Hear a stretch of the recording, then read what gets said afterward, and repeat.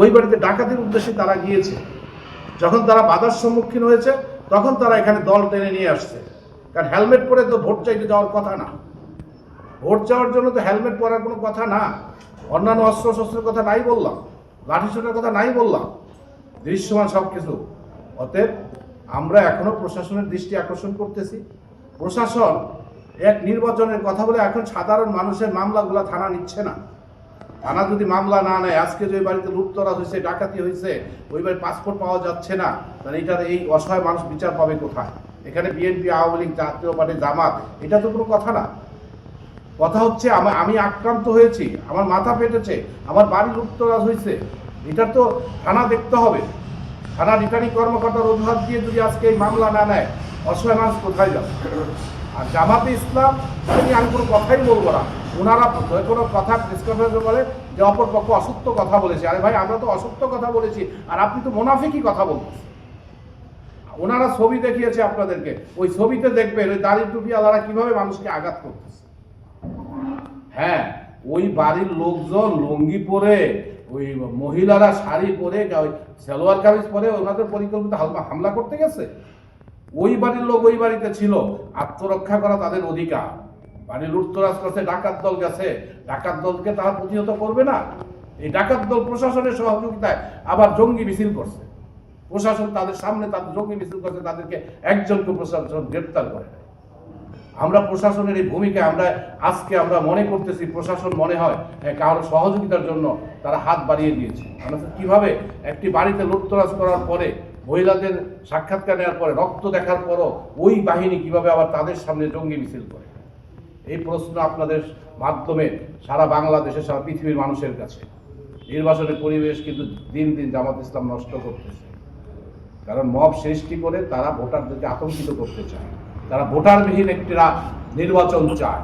কারণ আজকে তাদের সাথে আমরা সিমিলারিটি পেলাম ছাত্রলীগ, ওই আওয়ামী লীগের। আমরা 24-এর ভোট দেখেছি, ভোটার ছাড়া তারা এমপি হয়েছে। আজকে জামাত ইসলাম ভোটারবিহীন এমপি হতে চায়।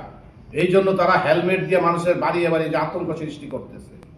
তাদের বক্তব্যতে ক্লিয়ার যে ওই বাড়িতে 100% সব বিএনপির কর্মী। হ্যাঁ, এই বুরহানুদ্দিন দৌলত খানে 90% বিএনপির নেতা কর্মী এবং বিএনপির সমর্থক। একথা নিঃসন্দেহে, তাদের কথাই আমি স্বীকার করি। তাইলে তারা আমাদের এখানে কেন অরাজকতা সৃষ্টি করবে? তাদের অসৎ উদ্দেশ্য রয়েছে।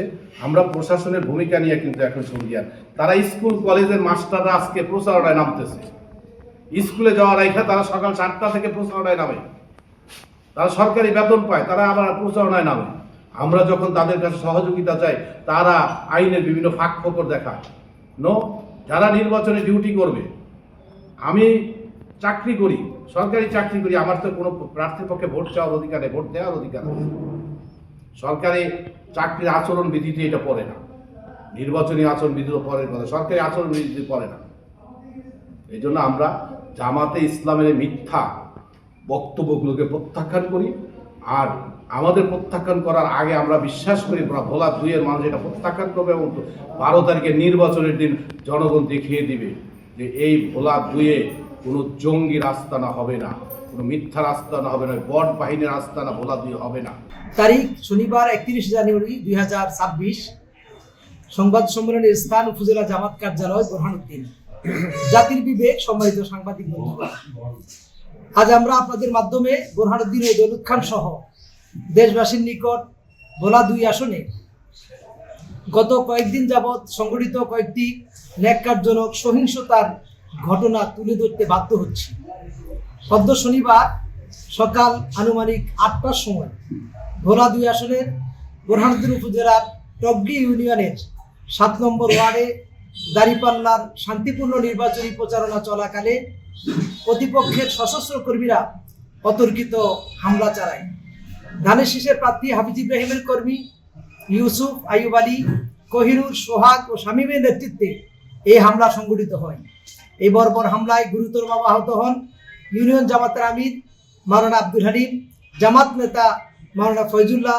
এছাড়াও আরও আহত হয়েছেন জামাতের কর্মী ইমন, রুহুল আমিন ভূঁইয়া, শামীম, রাতুল, তানবীর, রায়হান সহ আরও অনেকেই।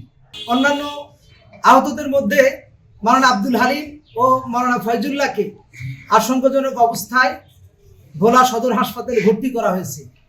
অন্যান্য আহতদের বোরহানুদ্দিন উপজেলা স্বাস্থ্য কমপ্লেক্সে ভর্তি করানো হয়েছে, তারা সেখানে চিকিৎসাধীন।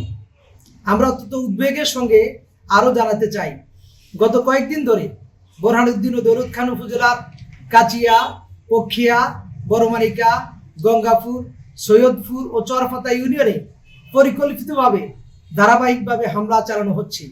এই হামলাগুলোতে এ পর্যন্ত আমাদের প্রায় 50 জনেরও বেশি নেতাকর্মী আহত হয়েছে এবং নারী কর্মীদের প্রচারণায় বাধা দেওয়া হয়েছে। অনেক নারী কর্মীকে শারীরিকভাবে লাঞ্ছিত করা হয়েছে, যা সম্পূর্ণ মানবাধিকার, গণতান্ত্রিক মূল্যবোধ এবং নির্বাচনী আচরণবিধির পরিপন্থী। আমরা এই ঘটনার তীব্র নিন্দা ও প্রতিবাদ জানাচ্ছি এবং দোষীদের দ্রুত গ্রেপ্তার ও দৃষ্টান্তমূলক শাস্তি দাবি জানাচ্ছি। ঘটনার বিষয়ে আইনি সহায়তা পাওয়ার জন্য অভিযোগ দায়েরের প্রস্তুতি নেওয়া হচ্ছে। প্রশাসন ও নির্বাচন সংশ্লিষ্ট কর্তৃপক্ষের কাছে আমাদের জোর দাবি, ভোলা 2 আসনে যেন অবিলম্বে নিরপেক্ষ নির্বাচনী পরিবেশ নিশ্চিত করা হয় এবং সাধারণ মানুষ যেন ভয়ভীতি ছাড়া তাদের গণতান্ত্রিক অধিকার প্রয়োগ করতে পারে। তো প্রশাসনের উদ্দেশ্যে আপনাদের মাধ্যমে আমরা দেশবাসীকে এবং সংশ্লিষ্ট কর্তৃপক্ষকে এই বিষয়গুলো জানাতে চাই। আপনাদেরকে ধন্যবাদ জানাচ্ছি এই পর্যায়ে।